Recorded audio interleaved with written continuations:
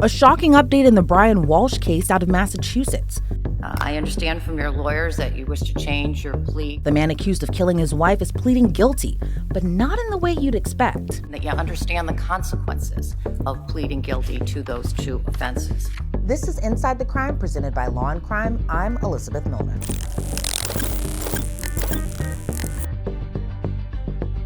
Hey, by the way, there's a reason Law&Crime is the go-to spot for true crime content. Just like there's a reason Morgan & Morgan is America's largest personal injury law firm. They have more than 1,000 attorneys and have recovered $25 billion for more than 500,000 clients. In the past few months alone, a client in Florida received $12 million when insurance offered just $350,000. And in Pennsylvania, another client was awarded $26 million, 40 times the insurer's offer. Morgan & Morgan makes it so easy to fight for what you deserve. You can even start a claim from your phone. So if you're injured, you can start a claim at forthepeople.com/insidethecrime. Click the link below or scan the QR code on your screen. Brian Walshe's case has been in the news for years, and jury selection for his trial was supposed to begin on Tuesday, which is why a lot of us were shocked when he announced today that he's pleading guilty. You understand that that form sets forth in writing what you and I have just been discussing a moment ago in terms of your willingness to waive your constitutional and statutory rights and plead guilty to the two indictments. Yes, Your Honor. In a stunning courtroom moment, Brian Walshe changed his plea on two of his charges, from not guilty to guilty. Let's hear how that went down in court today. Justice of the Superior Court in Massachusetts. I understand from your lawyers that you wish to change your plea to guilty to counts indictment 002 and in 003. And before I can accept that change of plea to guilty to those two indictments, I need to ask you some questions to make sure that your decision to plead guilty is made voluntarily and that you understand the consequences of pleading guilty to those two offenses.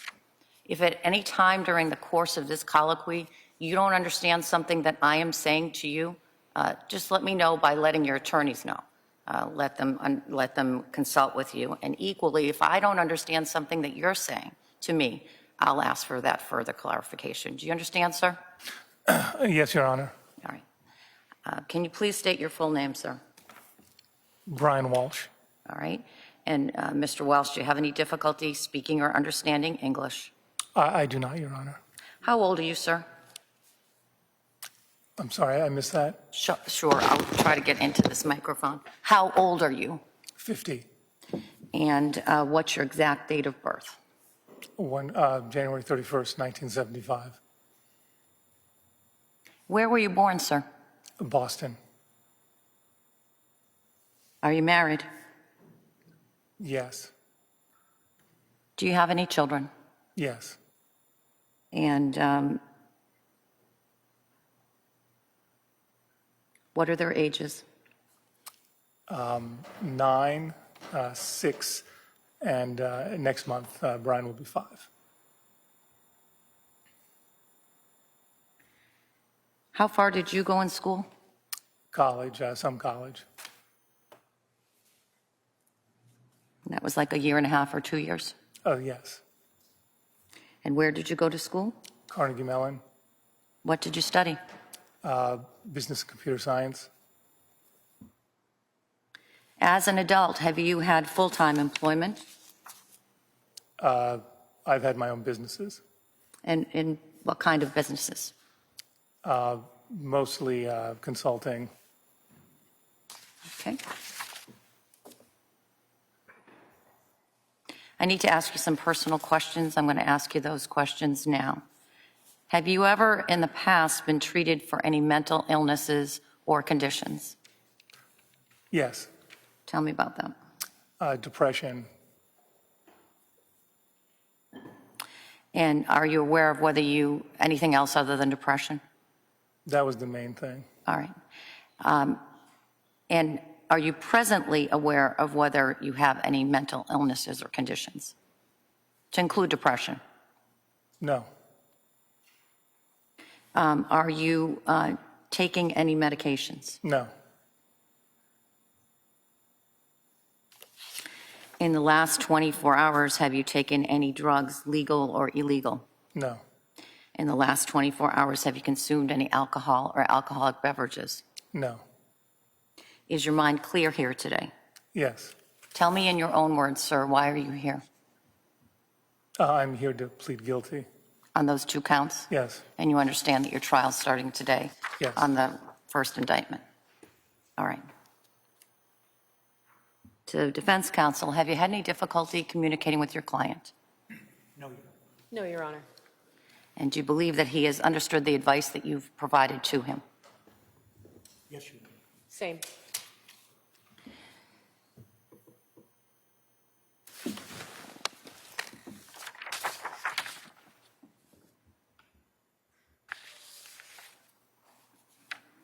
So at this time, I'm going to go over what's called the waiver of rights. And at the end of it, I'm going to give you the form back that I believe you signed earlier today.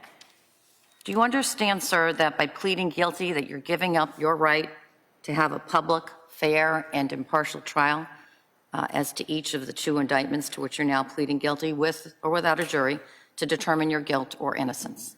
I do, Your Honor. And do you understand that if you went to trial, you wouldn't have to prove anything? For example, you never have to take the stand to testify. You would never have to call any witnesses. No jury could ever hold it against you if you did not present any evidence at all. Instead, it is the Commonwealth that has the burden to prove you are guilty of each of the offenses and each element of those offenses beyond a reasonable doubt. Do you understand that? I understand, yes. You have the right to be tried by a jury of 12 people selected from your community, and you would have the right to participate in jury selection. You could not be found guilty unless the Commonwealth convinces all 12 jurors that you are guilty beyond a reasonable doubt, and they unanimously agree you are guilty. Do you understand? Yes, Your Honor. You also have the right to be tried by a judge instead of a jury. And again, the judge couldn't find you guilty unless the Commonwealth presented evidence sufficient to convince the judge beyond a reasonable doubt that you are guilty of the charge. Do you understand? Yes. Do you understand that if you went to trial, you would have the right to confront your accusers and any other witnesses that may testify against you by facing them and having your attorneys ask questions of them? Yes, Your Honor. And do you understand that if you went to trial, you would have the right to call your own witnesses, present your own evidence, and if you wished, even testify on your own behalf? Do you understand that? Yes, Your Honor. Do you understand that by pleading guilty here today, you're giving up your right to pursue any arguments or motions that your attorneys may have made or filed on your behalf in this case, and that may include motions to dismiss and motions to suppress, as well as your right to appeal any rulings or decisions that the court may have already made in this case? Yes, Your Honor. And are you willing to give up each of those rights? Yes, Your Honor. Pass that to the defendant.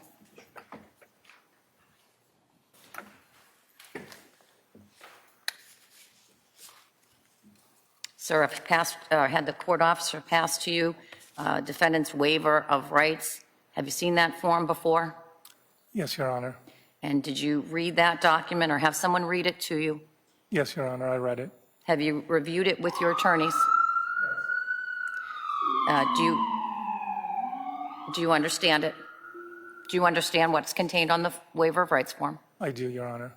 You understand that that form sets forth in writing what you and I have just been discussing a moment ago in terms of your willingness to waive your constitutional and statutory rights and plead guilty to the 2 indictments. Yes, Your Honor. Is that your signature at the end of the document? Yes, Your Honor. And did you sign that voluntarily? Yes, Your Honor, I have signed it voluntarily. Signing that form, you're confirming to me, sir, in writing that you are aware of the rights explained on the form, that you understand them, and that you voluntarily waive them. Is that correct? Yes.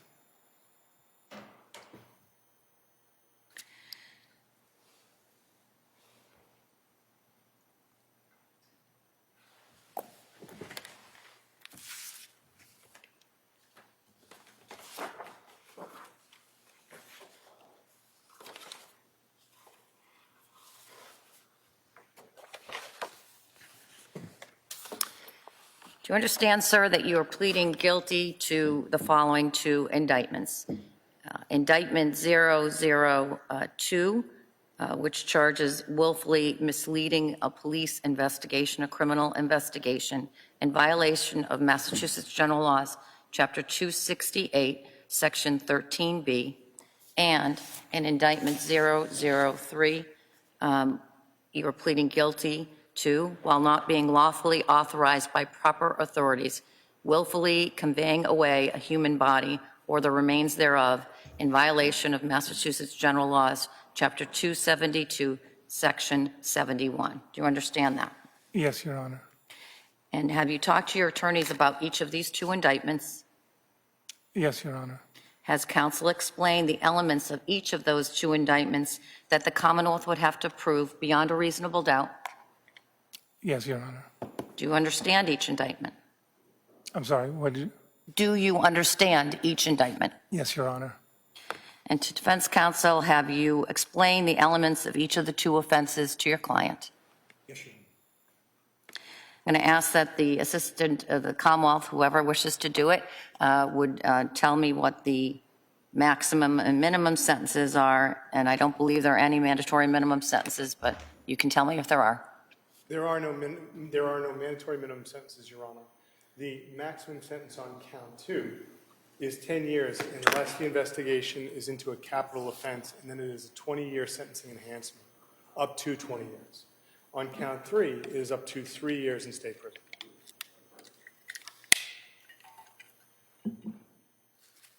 Thank you. Mr. Walsh, did you hear the maximum possible sentences for the charges that the Commonwealth just recited? Yes, Your Honor. And do you understand those maximum potential offense charges, sentences? Yes, Your Honor. Do you understand that I have the authority to impose consecutive sentences on indictments, meaning, for example, that the sentence on the second indictment would begin only after you completed your sentence on the first indictment? Yes, Your Honor. Do you understand that if I impose a period of probation, you will be subject to the terms and conditions imposed, including not committing any other crimes and reporting to your probation officer? Yes, Your Honor. If you should later be found in violation of any of the terms or conditions of your probation, a judge could sentence you up to the maximum penalty allowable by law for any of the charges on which you have been found in violation of probation, and would be required to sentence you to any mandatory minimum penalty required by the law. Yes, Your Honor. Do you understand what I just explained? Yes. Pleading guilty has certain implications for you, and I'm going to go over those implications with you now. First is DNA testing. By pleading guilty to these two indictments, you will be required by law to submit a sample of your blood, hair, and/or saliva, and that sample will become part of the Massachusetts DNA database. You will be required to pay for the cost of collecting, preparing, and processing that sample unless you are determined to be indigent, and failure to comply with this law will subject you to separate criminal penalties. Do you understand? Yes, Your Honor. Are you still willing to plead guilty? Yes, Your Honor. I know earlier in the colloquy this morning you told me that you were born in Boston, and I have no reason to doubt that. But the law mandates that I give you warnings with regard to immigration consequences, and I'm going to give you those immigration consequences now. If you are not a citizen of the United States, you are hereby advised that my acceptance of your guilty plea may have the consequence of deportation, exclusion from admission to the United States, and denial of your naturalization request, all pursuant to the federal laws. Further, if the offense to which you are pleading guilty is under federal law, one that presumptively mandates removal from the United States, and federal officials seek your removal, it's practically inevitable that this conviction will result in deportation, exclusion from admission to the United States, and/or denial of your naturalization request, again, under those federal laws. Do you understand what I just said? Yes. Has your attorney advised you of these consequences if you are not a citizen of the United States? Yes, Your Honor. And understanding that, do you still wish to plead guilty? Yes, Your Honor. Because the sentence for count number 2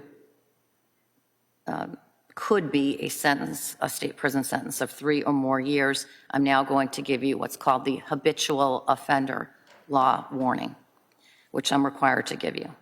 Here it is. If at some time in the future you are convicted or plead guilty to a third or subsequent offense that is within the category of offenses covered by the statute, then 1, you may be imprisoned in state prison for the maximum term provided by law for such third or subsequent offense.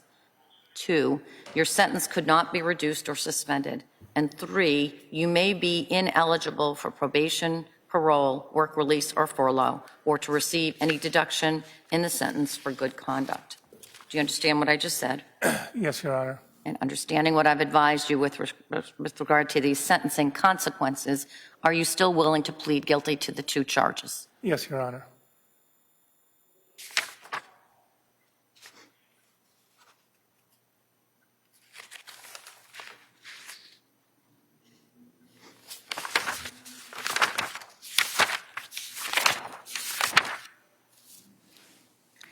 All right. I'm now going to ask the Assistant District Attorney to summarize the evidence that would have been presented against you by the Commonwealth if you went to trial in this case. And I'm going to ask, sir, that you listen carefully, because when the ADA is finished, I'm going to ask you some questions about the facts that the ADA has stated. So before we get into the evidence prosecutors had against Brian Walshe, notably, he didn't plead guilty to murdering his wife, Anna. Instead, it was for 2 charges: willfully conveying a human body in violation of state law and misleading police. Here's the evidence prosecutors say they had against Brian had those charges been included during his trial. Your Honor, regarding count 002, misleading police in violation of Mass General Laws, Chapter 268, Section 13B, on or about or in between January 1st to January 8th, 2023, Mr. Walshe did willfully mislead police officers with the intent to impede, obstruct, delay, prevent, and otherwise interfere with the criminal investigation into the disappearance and murder of Anna Walshe.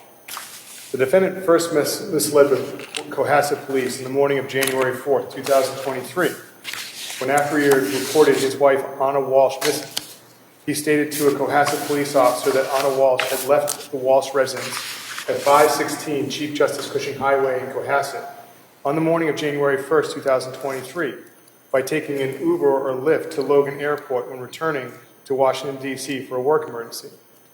The defendant then continued to mislead police officers when he made additional false statements about Anna Walshe being alive and voluntarily leaving the Walshe residence, as well as when he detailed his whereabouts on January 1st, 2023, to Cohasset police and Massachusetts State police officers. The defendant continued to make false statements when the police officers from these agencies met with him, including on the evening of January 4th, on January 5th, January 7th, and January 8th. In January of 2023, the Cohasset Police Department had approximately 20 full-time police officers, including 2 detectives. The Cohasset Police devoted all available resources in an attempt to find Anna Walshe. They requested assistance from other departments and agencies. And on January 6th, the chief of the Cohasset Police Department conducted a press conference seeking help in locating Anna Walshe. As a result of the defendant's false and misleading statements, law enforcement agencies and police officers took many actions, which had a heavy financial and emotional cost. These included the Cohasset Fire Department searching a swimming pool at the Walshe residence, teams of police officers from multiple agencies and departments, including a K-9 teams participating in large-scale canvass of the area around the Walshe residence during inclement weather. D.C. Metro Police attempted to locate Anna Walshe in Washington, D.C., and Massachusetts police officers, including Cohasset Police, Massachusetts State Police detectives, and other units from the Massachusetts State Police, traveled to Washington to search for Anna Walshe in a result of the defendant's false statements. The defendant's conduct was willful. His statements impeded, obstructed, delayed, and otherwise interfered with the criminal investigation, and the delays resulted in contents of dumpsters in which the defendant had disposed of Anna Walshe's remains being incinerated. Why don't you pause there? We'll deal with count 1 and count 2, and then we'll go to count 3. Yes, Your Honor. All right. So, Mr. Walshe, did you hear what the Assistant District Attorney just said with regard to the statement of the offense conduct for indictment 002, misleading police? Your Honor, if I may, Mr. Walshe is prepared to admit to the recitation of facts with respect to the indictment that the government just read, insofar as it alleges he did impede and obstruct the criminal investigation into the disappearance of Anna Walshe We obviously object, and he's not admitting to and murder. The second portion of the facts that the government just read that we would take issue with is the last sentence, and the delays resulted in the contents of the dumpsters into which the defendant had deposited Anna Walsh remains being incinerated. Insofar as the rest of the facts, he's prepared to admit. All right. Mr. Walsh, you just heard what Attorney Porges said, sort of the insofar as. It's another way of saying it limited to this. And you heard what your counsel just said. Understanding those limitations as just articulated by your counsel, did you do or join others in doing those acts? Yes. Do you understand that by pleading guilty that you're admitting to the facts described as revised by your counsel are true? Yes. Are they? Yes. Mr. Walsh, did you in fact willfully mislead various law enforcement to include members of the Cohasset Police Department and the Massachusetts State Police with the intent to impede or interfere with a criminal investigation of Anna Walsh's disappearance? Yes, Your Honor. All right. Moving to indictment number 3. Thank you, Your Honor. Willfully conveying a human body in violation of Mass General Laws, Chapter 272, Section 71. On or about and in between January 1st and January 8th, 2023, the defendant Brian Walsh willfully conveyed away the body of Anna Walsh, or the remains thereof, from the Walsh residence at 516 Chief Justice Cushing Highway in Cohasset by conveying and disposing of Anna Walsh's body without a license or lawful authority, or the remains thereof, into dumpsters and or garbage receptacles in eastern Massachusetts. The defendant's actions were willful. Anna Walsh was not a stranger to the defendant. She was the defendant's wife and mother of his 3 young children. The defendant conducted internet searches into disposal of the body, researched locations of dumpsters, and then traveled to those locations. In disposing of the body of Anna Walsh, the defendant did not comply with the law. Thank you. Sir, did you hear what the Commonwealth just alleged it would prove the case went to trial with regard to indictment number 3? Yes, Your Honor. And did you do those things or join others in doing those acts? Yes, Your Honor. Do you understand that by pleading guilty to today, you are admitting the facts described just now by ADA Connor? Yes, Your Honor.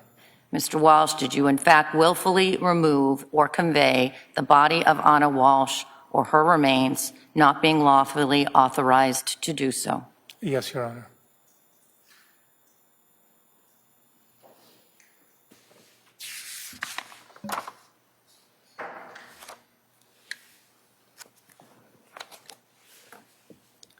Do you now plead guilty to these indictments willingly and voluntarily? Yes, Your Honor. Has anyone threatened you or forced you in any way to plead guilty to these 2 indictments? No, Your Honor. Has anyone promised you anything in return for your plea of guilty to these 2 indictments other than the terms of the plea agreement that we discussed? Excuse me, there's no plea agreement. That's what happens when you keep reading from the book, and you shouldn't. Has anyone promised you anything in return for your plea of guilty to these 2 indictments? No, Your Honor. Have you had enough time to discuss your rights, your case, your defenses, and the possible consequences of your guilty plea with your attorney? Yes, Your Honor. And do you feel that Attorney Tipton and Attorney Porges have acted in your best interest, that he and she have fully, fairly, and adequately represented you in this case? Yes. Are you confused in any way by any of the questions I've asked you today? No, Your Honor. As I understand it then, sir, you're pleading guilty to these 2 indictments because you wish to plead guilty because you are guilty. Is that correct? That is correct. Counsel, do you know, defense counsel first, do you know of any reason why I should not accept your client's guilty plea? You do not, Judge. Same question to the Commonwealth. Your Honor, I'll be brief, but we had spoke that this is a non-negotiated plea with the Commonwealth, and we had some objections to it. But my concern was where the defendant equivocates on the factual basis that the Commonwealth read in, that is one reason you should not take it. And the second is this count 3 revolves around the improper disposal of Ms. Walsh's remains. And the defendant, when asked his marriage status, said that he was married. And consequently, Your Honor, then that is not an accurate relaying of his current status to the court and could be invalidating the plea. So I believe he has to be asked that question again. And I believe that if he continues to say he's married, that he's negating facts of count 3. All right, I'll give defense counsel an opportunity to speak with your client. Your Honor, I apologize. I couldn't exactly hear what Mr. Connor's caveat was. In response to one of the early questions I asked of the defendant, I asked him if he was married, and he said yes, he was. And the Commonwealth was raising the point that if that were true, that it might negate proof of the disinterment, which requires a human body or remains. Do you want to speak to your client about that? A moment, Your Honor. So, Mr. Walsh, earlier today I asked you whether you were married, and you answered yes, you were married. Do you remember that? Yes, Your Honor. And is it correct that you were married to Anna Walsh for a period of time, Yes, Your Honor. and that under the law, death extinguishes marriage? It may not religiously or otherwise, spiritually, but under the law, when someone dies or when someone is dead, you can no longer be married to them. Do you understand that? Yes. Yes, Your Honor. And so are you married today? Your Honor, if I may, insofar as previous discussions, for purposes of a successful plea colloquy and meeting the elements of the crime, he is acquiescing to the fact that lawfully he is not married today. All right, you heard what your lawyer just said? Agree with what your lawyer just said? Yes, Your Honor, I agree. All right. Anything else that we need to cover? No, Your Honor. All right. To the extent that the Commonwealth is objecting to the taking of the plea on other grounds, that is overruled. My job here is to make sure that I have a valid plea, and that means that the defendant is pleading guilty to the elements that the Commonwealth would have to prove beyond a reasonable doubt, and I have inquired sufficiently to assure myself that he has admitted to each of the elements of the two offenses of Indictment 02 and 03.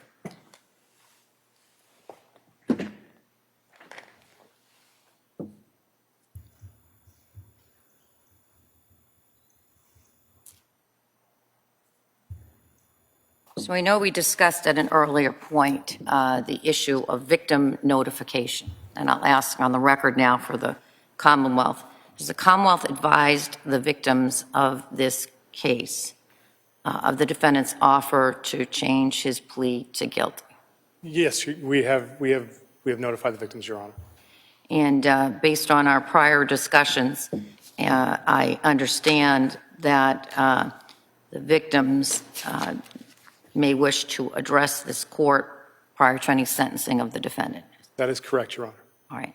And both parties that we've talked about this have agreed that we're not going to be sentencing the defendant today on the indictments that he's now pleading guilty to, correct? That is correct, Your Honor. Attorney Tipton, Borges? All right. And we'll give the victims a reasonable opportunity to address the court before sentencing, of course. Thank you, Your Honor.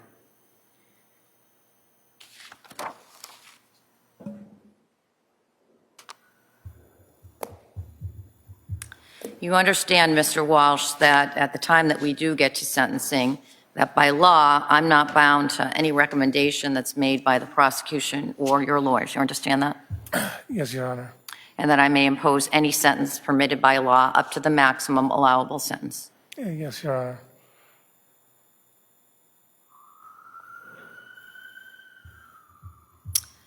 Having considered Mr. Walsh's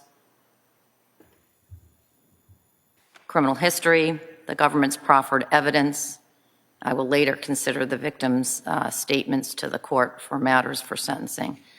I find that